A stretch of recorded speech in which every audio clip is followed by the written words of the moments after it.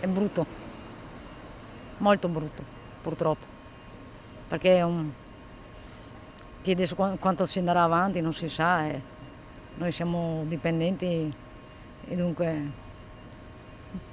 Il timore per il futuro, inevitabile, la voglia di sapere quando e come ripartire. L'altra faccia della giornata a Porto Buffolè è quella dei lavoratori.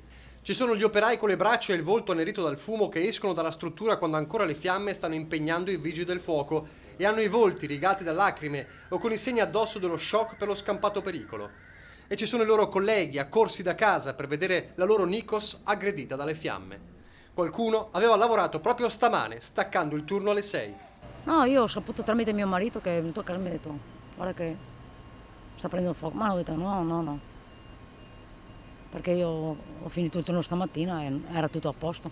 Vengono i brividi nel rendersi conto che solo qualche ora dopo è scoppiato l'incendio e tra chi arriva c'è anche il timore che qualcuno dei colleghi si sia fatto male. Un po' la paura, sì, come tanti, penso come tutti, credo, però penso che sì, ci sta insomma in queste situazioni.